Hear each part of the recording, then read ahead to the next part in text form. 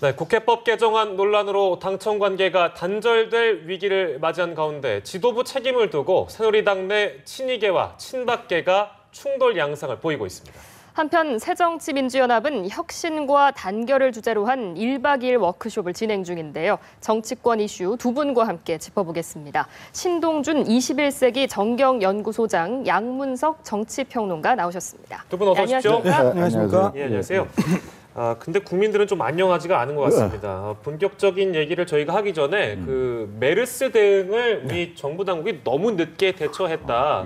근데 정치권들은 자기 집안 싸움으로 그런 너무 그런 어떤 공세만 하고 있는 거 아니냐 이런 지적들이 많았어요. 이거와 관련해서 좀 두 분 의견을 좀 듣고 싶습니다. 차례 들어볼까요? 소장님부터 말씀해 주시죠. 그러니까 지금 대통령 입장에서 보면요, 지금 안팎으로 그냥 뭐라 그럴까, 도적을 만난 꼴이야. 밖으로부터 온 도적은 지금 메르스라는 병이고, 그것도 안으로 적어놓은 말이죠. 이게 뭐야? 내홍 내분 사태에 그 빌미를 내가 볼 때는 뭐 여러 얘기 있습니다만, 아니 현상, 팩트로 말씀드리면 여당 내부에서 대표 얘기나 원내대표 얘기나 자발적으로 만드는 거 아니냐 이런 우려까지 나오고 있단 말이에요. 그러니까 대통령, 그러니까 행정부 그 헤드가 이제 청와대니까 청와대 입장에서 이제 아주 곤혹스러운 지금 상황에 처해 있는 거죠. 답답할 거예요. 그러니까. 박사님은 어떻게 보세요? 청와대가 곤혹스러운 상황을 스스로 자초한 측면들이 많은 거죠. 세월호 때도 대통령이 7시간 사라졌던 시간이 있었고, 그다음에 메르스라는 단어가 터져 나오고 14일 만에 오늘 오후 3시에 대통령이 처음으로 직접 주재하는 회의를 대책회의를 합니다. 그리고 사망자가 발생한 이후에 이틀 만에 또 첫 회의를 하는 거고요. 그리고 어제는 또 전남에 혁신센터 찾아가서 사망자가 발생한 상황에서 나 몰라라 했던 것이고요.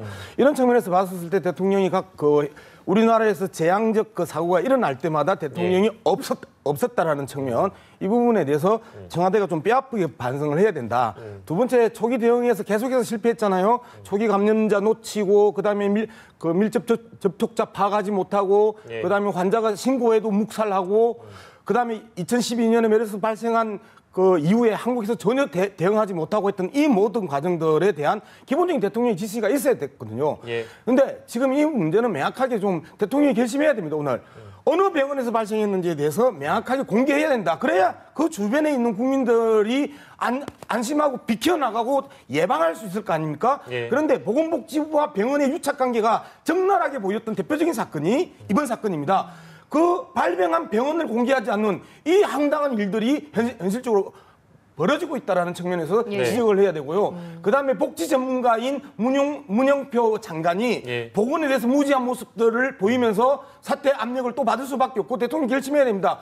현재의 오늘 유승민, 김무성, 그다음에 문재인, 이종걸, 박근혜 대통령 이 모든 정치판이 시끄러웠던 결정적인 이유가 뭡니까? 공무원연금 개혁에 있어서 문영표 장관이 잘 못 풀었기 때문이거든요. 이런 측면에서 보면 보건에서도 실패하고 복지에서도 실패한 문영표 장관은 지금 사퇴시키는 게 대통령으로서 이 문제를 수습하는 첫 단추가 아닐까 이렇게 생각합니다. 제가 잠깐만 하나만 여쭤볼게요. 두 분 다 청와대하고 행정부에 대한 지적을 해주셔가지고요. 제가 처음에 여쭙기로 이제 정치권에 대한 전반적인 행태를 여쭌 건데요. 그 부분을 좀 지적해 주세요. 그러니까 양 선생님께서 지금 하도 많이 말씀을 하셔가지고 뭐 중간중간에 들어가기도 뭐하고 말이에요.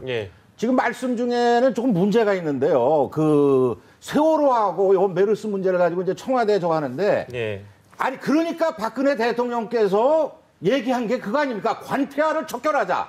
이번 경우도 관폐하의 아주 전형적인 모습인데 그거 가지고 작년부터 계속했습니다마는 하나도 고쳐진 게 없어요. 나는 문영표 장관이 그 관폐하의 상징이다 이렇게 얘기 안 하겠습니다. 그러나 지금 보건복지부의 이거 아니한 태도가 사태를 킨 것만큼 분명한 거고 이 사태가 끝난 뒤에 어떤 식으로든 뭔가 좀 책임을 이거 되는데 지금요 세월호 이 문제가 왜 이게 대통령의 모든 문제로 지금 모두의 7시간 아니 그게 얼마나 마타도로 됐다가 다 얘기가 나온 거 아닙니까? 그러니까 그런 식으로 말씀하시면 안 되고 아니 대통령 궁극적인 책임은 대통령께 있는 건 맞습니다. 그런데 이거를 갖다가 지금 중요한 거는 여야 정치권이 이걸 정치적으로 몰고 가가지고 모든 걸 다 지금 국민들이 다 걱정하고 불안해하는데 이걸 갖다가 양 선생님은 자꾸 이걸 갖다가 말이야 이걸 무슨 유착관계라고 그 팩트로 나온 거 아니지 않습니까? 의심은 갈지언정. 그래가지고 국민들에게 지금 불안을 더 확산시키는 식으로 하는 건 이게 바람직한 모습이 아니라고 저는 생각해요. 양문석 박사님 반박을 좀만 짧게 듣겠습니다. 예. 네, 대통령의 이 그 큰 재난 사고가 있었을 때 대통령이 없었던 세월호의 부분을 계속해서 아니라고 하시는 부분들은 수없이 많이 이야기했던 부분이니까 논쟁의 거리가 아니고 그다음에 현재 발병한 병원을 공개하지 않는 부분은 전형적으로 그 보건복지부와 병원 간에서 유착관계일 수밖에 없다. 그 외에 설명이 안 된다. 그리고 많은 시청자들이 빨리 공개하라고 계속해서 이야기함에도 불구하고 절대 비밀을 고수하고 있는 모습. 그런데 이미 많은 SNS에서 그 내용이 공개가 되어 있는 상황임에도 불구하고 정리해 주시죠. 아니 지금 거기서 그리고 그 병원을 공개 안 한다 이거보다 폐원이 돼 있어요. 지금 폐원. 거기는 환자들이 지금 다 나가 있습니다. 그러니까 초기 대응을 이게 미숙하게 한 거는 법으로 말이죠. 엄격히 이건 다스려야 되고 다만 지금 그런 식으로 하면요. 이거를 정부에 대한 불신을 자꾸 적어준다. 지금 행정 조치로 폐원 상태입니다. 그 환자들이 없어요 거기에. 알겠습니다. 이 메르스 확산에 대한 뭐 정부의 대응에 대해서는 뭐 여러 가지 의견을 제시를 해주셨고요. 이번에 좀 정치권 상황을 자세히 짚어보도록 하겠습니다. 국회법 개정안을 둘러싸고 당청 간의 어떤 불협화음이 감지됐었는데 여당 내 어떤 집안 싸움이 본격화되는 양상이거든요. 어떻게 상황 보시고 계십니까? 그러니까 저는 지난 토요일 날 나와가지고 그때는 이제 정보가 다 노출이 안 됐을 때입니다. 그러니까 최근에 나온 뉴스 보니까는 아니 이병기 실장이 말이죠 분명히 전했다는 거예요. 이거 공무원 연금법 통과 안 해도 상관이 없으니까 이거 잘못된 우연 가능성 높은 이 국회법은 절대 안 된다고 얘기했는데 그럼에도 불구하고 통과가 되고 시끄러웠잖아요. 예. 그러니까 이거는 1차적인 책임은요. 유승민 원내대표가 책임져야 됩니다. 아니 정치라는 게 뭡니까? 이런 거를 끌고 가서 어제 뭐 친박 모임도 있었잖아요. 거기서 지금 사퇴 얘기도 나왔습니다만 사실은 너무 마일드하게 봐요. 저는 그 나온 그 야기 자체가 김태흠 의원만 조금 뭐 강도 세게 하겠는데 제가 볼 때는요. 이거는 그 사퇴뿐만 아니라 의원직을 내놔야 될 사안이에요. 이거 대통령에게 이게 뭡니까? 대통령 비서실장이 절대 안 된다는 대통령 의중을 전해줬는데 그걸 갖다가 무시하고 또 최근에 오늘 나온 멘트가 뭡니까? 어른스럽지 못한 반응이라는 게 또 뭡니까? 청와대 반응 이거에 대해서 나는요 그 유승민 대표를 여러 가지로 인격적으로 뭐 대학교도 후배고 말이에요 이렇게 저거해서 봤는데 어제 오늘의 태도 그리고 이 법을 해가지고 나라를 시끄럽게 만드는 전체 이걸 봐서는요 원내대표직은 당연히 사퇴해야 되고 더 넘어서는 난 의원직마저도 사퇴해야 그 책임에 걸맞는다. 저는 이렇게 생각합니다. 책임을 져야 한다라는 입장이시고 어떻게 보십니까? 좀 뿌리를 역사를 좀 잠시 짧게 봐야 되는데요. 2월 2일 날 유승민 원내대표 후보와 그 이주영 원내대표 후보가 붙습니다. 그래서 이제 유승민 대표가 당선이 됩니다. 그 직전에 1월 마지막 여론조사에서 박근혜 대통령의 지지율이 사상 최악의 29%를 기록을 하던 시절입니다. 그래서 박근혜 대통령을 믿고 총선을 갈 수 있느냐라고 하는 그 당내의 불안감들이 있었고 유승민 대표 후보는 변화와 혁신을 이야기를 했고 그다음에 그 이주영 후보는 안정을 이야기를 했었어요. 그래서 됐단 말이에요. 유승민 의원이. 그러면서 친박과 이 비박의 싸움이 크게 붙은 싸움에서 비박이 이제 된 거잖아요. 그리고 나서 협상에 들어갔단 말이에요.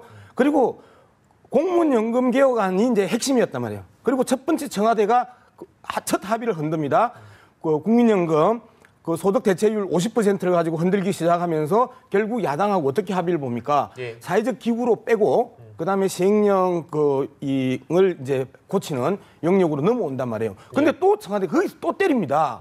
그러면서 이 현안이 벌어졌는데 시행령이라는 게 대통령령이잖아요. 그리고 부령이라는 게 규칙입니다. 장관이. 그러면 대통령과 장관이 이 입법을 하고 나면 계속해서 그걸 갖다가 행정부에서 꼰단 말이에요. 그런 측면들이 종종 나타납니다. 꼰다는 말씀은 어떤 말씀이시죠?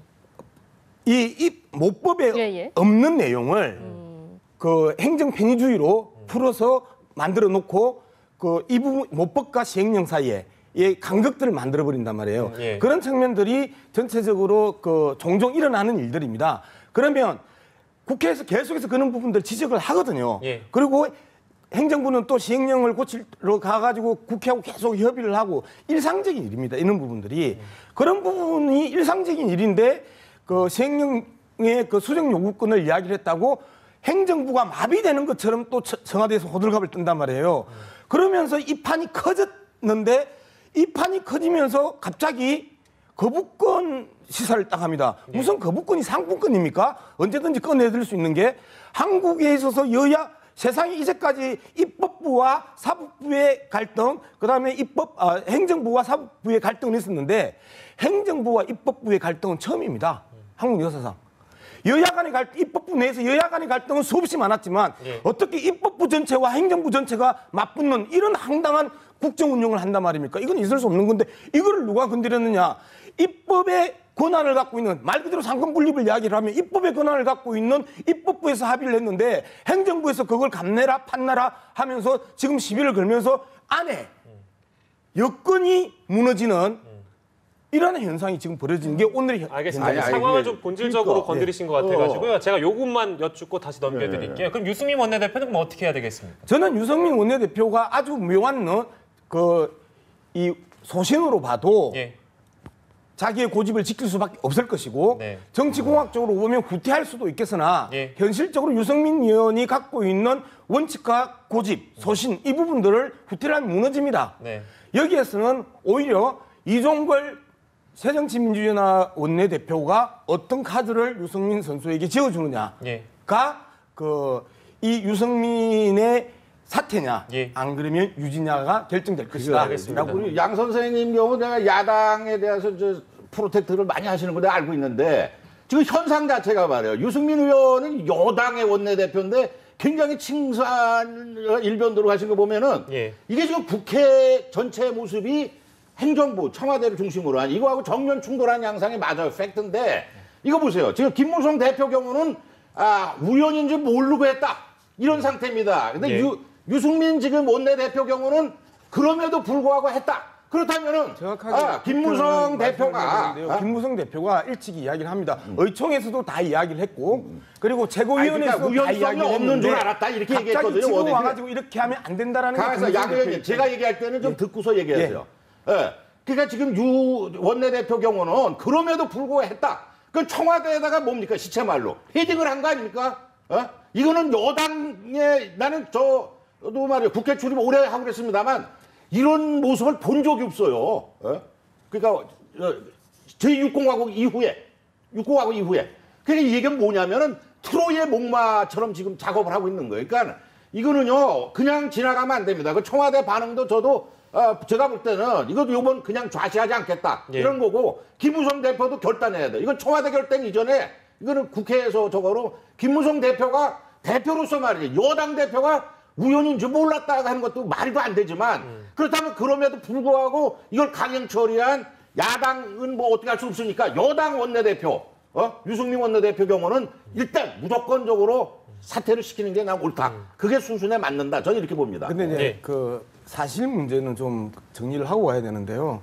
우리나라에서 여당과 대통령 간에 있어서의 갈등들이 수없이 있었었고 그리고 항상 그 대통령들이 한 3명 이상이 3명이 막판에 탈당을 하는 그런 경우들이 있었기 때문에 여당과 그 청와대의 갈등은 항상 많이 있어 왔던 사건이고 이번 사건도 그런 사건인데 그동안에 새누리당이 계속해서 비판을 받아왔던 주요 핵심 내용 중 하나가 청와대가 시키면 시키는 대로 하는 우리는 꼭두각시냐라는 평가를 많이 받았고 당대표로는 김무성 대표가 처음으로 대통령과 계속해서 각을 만들었다가 풀고 각을 만들었다가 풀었던 과정이 있었었고 그다음에 유승민 원내대표가 들어오면서 실질적으로 국회에서 여야가 합의하는 모습들을 계속해서 만들어 왔단 말이에요. 근데 저는 그런 측면에서 보면 소장님께 꼭 한번 질문해 보고 싶은 게 뭐냐면 싸우면 싸운다고 욕하고 합의하면 야합했다고 욕하고 이런 부분에 있어서 도대체 국민들이 국회가 합의해 나가는 과정 한 발 한 발 여야 정치가 정치력을 복원하고 있는 과정을 계속해서 이 청와대의 말을 안 들었다고 혼을 내는 이러한 식의 비판은 국회 자체 선출된 권력에 대한 정리해 주시죠. 그 부분에 있어서 상당히 양 선생님 지금 뭐 여야 합의를 하지 말라 이런 것도 아니고 국민들도 그 합의를 이렇게 중요한 이슈 다 하는 게 좋은데 문제는 국민들이 지금 바라는 게 뭡니까? 공무원연금에 이게 혈세를 저거 하니까 청와대에서 주문한 거는 국민들의 의중을 반영한 겁니다. 그런데 지금 여야가 모여서 한 게 뭡니까? 그 만들어 놓은 게. 예. 왜 국민연금 들어가가지고 엄하게 해서 지금 이것도 이 정도면은요. 국민들 지금 말을 안 해서 그렇지 차라리 없는 게 낫다. 이게 뭐냐 말이에요. 이거 혈세를 더 그러니까 실제 말로 꼬라박도록 지금 만든 거 아닙니까? 네. 그러니까는 지금 다시 해라. 그러니까는 지금 한데 엉뚱하게 지금 국회법 갖다 놔가지고 대통령령마저도 국회 심사를 받아 지금 이렇게 가고 있잖아요. 이종걸 야당 원내대표는 지금 어떻게 하십니까? 열 몇 개 법안에 들어가는데 전교조니 뭐 육아보호법이니 뭐니 전부 정쟁 이슈로 돼 있는 걸 다시 손보겠다 이러면은 대통령 휘하 말이지. 대통령 말할 거 없고 아니 대통령의 이렇게까지 다 국회에 가서 심사받아야 된다. 아니 합의를 하지 말라는 게 아니고 제대로 된 합의를 해라 이거지 않습니까? 문제는. 제가 좀 개입을 좀 하겠습니다. 두 분이 너무 흥분하신 것 같아가지고 좀 진정을 해주셨으면 좋겠고 자연스럽게 그 대통령 거부권 얘기를 좀 해볼게요. 사실은 해법을 찾긴 찾아야 되는데 거부권 행사를 시사를 하긴 한 것 같지만 행사하겠다고는 말을 안 했잖아요. 그러면 어쨌든 새누리당 입장에서 어떻게 정치적으로 해법을 찾아야겠느냐. 뭐 여러 가지 시나리오가 뭐 언론에서 좀 제기가 되고 있습니다만 가장 가능성 있는 해법 하나씩만 알려주세요. 먼저 박사님부터 말씀해 주시죠. 예, 말씀드리기 전에 자꾸 이제 폐트 문제가 계속 발생을 하는데요. 국민연금은 세금으로 해결을 하는 게 아니고 기금으로 해결하는 부분이기 때문에 자꾸 혈세라는 이야기에 그 이상한 그 프레임을 갖다 붙이는 것들은 잘못된 내용입니다. 그리고 말씀하셨던 것처럼 현재 상황에서 강제권이 있냐 없냐라는 부분입니다. 근데 현실적으로 그 앞에 그 처리한다에 요구하면 처리한다에 지체 없이 처리한다라는 내용을 가지고 마지막에 협상을 하다가 지체 없이를 뺍니다. 그렇기 때문에 처리한다는 시행령 수정을 요구를 하면 반드시 요구를 받아라라는 내용이었기 때문에 이 부분을 유승민 원내대표와 이종걸 원내대표가 상호간의 신뢰가 있으면 이종걸 대표가 그 부분에 대한 어떠한 양보책을 내놓을 수 있겠다. 그렇지 않으면 말 그대로 거부권 행사하고 그다음에 국회에서 통과되거나 또 거부되거나 하면 국회에서 다시 통과가 되면 대통령이 무력화가 되는 거고 통과가 되지 않으면 유승민, 김무성 그 당대표 원내대표가 또 무력화가 당하는 거고 그리고 우리나라 전국은 완전 올수록 돼버리는 거죠. 그리고 뭐 총리 인준안부터 시작해서 그 경제 활성화 법안 이런 부분들은 쭉 해서 야당이 비토를 넣게 되면 그렇게 되겠죠. 그렇죠. 다 이제 맡길 수밖에 없는 거잖아요. 그런 측면에 있어서 청와대가 첫 번째 감정을 조절해야 된다. 지금 상황에서 그 거부권을 운운하면서 계속해서 또 국회를 압박하는 이러한 행위가 아니라 좀 물밑에서 작업하고 민정수석이든 비서실장이 여야를 왔다 갔다 하면서 조율해내는 이 모습을 보여야 되는데 계속해서 청와대가 정치력을 보이지 않고 협박 정치를 한단 말이에요. 대변인을 통해서 홍보수석을 통해서 국회를 공격하고 여당을 공격하는 이런 모습으로는 이 문제 해결할 수 없다. 좀 여유를 갖고 정치력을 갖고 문제를 해결하는 방향으로 좀 풀어나갔으면 좋겠다라는 게 청와대의 역할이지. 양 선생님 말씀에 조금 그 단어에 신경을 쓰셔야 될 것 같아요. 어떻게 이게 협박 정치입니까? 애소 정치대, 애읍 정치, 눈물 호소하는 정치지. 지금 제왕적 대통령이 맞습니까? 제왕적 국회가 맞습니까? 어저께 모 일간지의 일면 톱 리드가 국회 독재예요. 그것도 너무 말리라게 뽑았습니다. 제가 볼 때는 국회 전제입니다. 전제. 지금 국회가 다 끌고 가고 있어요. 대통령이 무력화됐습니다. 지금 대통령 말을 듣습니까? 조금 아까 제가 분명히 팩트로 말씀드렸습니다만은 김무성 대표는 우연이 아닌 줄 알았다. 분명히 이렇게 얘기했는데 유승민 원내대표는 그럼에도 불구하고 강행을 한 겁니다. 이거는 있을 수 없어. 그리고 이인재 최고위원이 얘기했듯이 어떻게 여당은 누가 최고 책임자입니까? 지도자입니까? 대통령이에요? 아니면 당대표예요? 누굽니까? 한국 육공화국 이래 대통령 아니에요? 대통령 말을 안 들으면 어떻게 되는 겁니까? 군대로 치면 항명 아닙니까?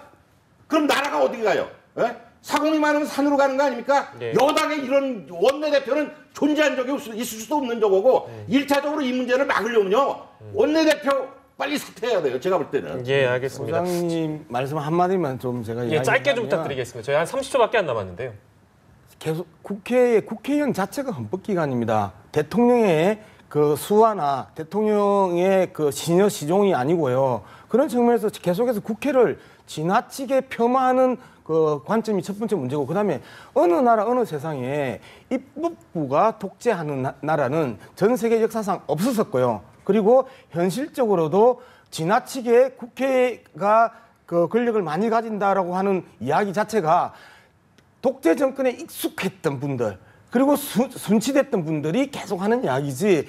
기본적으로 어떻게 국회가 여야가 항상 그 갈등하고 대립하고 있는 영역에 있어서 국회라는 자체가 그 독재를 하니까. 그래서 아니 국회가 독재하는 경우가 있어요. 내각 책임제는 국회가 하는 겁니다. 그거는 거기는 행정부 대통령은 그냥 그 뭡니까? 그냥 노미널 대통령이고 우리나라는요 지금 남북 대치 상황이기 때문에 대통령제를 한 겁니다. 제2강국 때 한 번 했다 실패해가지고 이것도요 국민 여론을 적어야지 이런 식으로 그냥 여야가 합의해가지고 사실상의 대통령령마저 심사하면은 내각 책임제보다 더한 진짜 슈퍼 국회가 되는 거예요. 너무 많아. 제2공화국은 군부에서 박정희 대통령이 국회타 때문에 실패한 거지 제도가 실패한 건 아니잖아요. 지금 여론조사에서 국회 신뢰도는 5%입니다. 5%. 예, 알겠습니다. 두 분의 너무 죄송하고요. 저희가 시간이 좀 없어가지고 두 분의 열렬한 토론은 감사드리는데 저희가 시간이 또 많이 날 때 다음에 모셔가지고 말씀 듣겠습니다. 지금까지 신동준 21세기 정경연구소장, 양문석 정치평론가였습니다. 두 분 고맙습니다.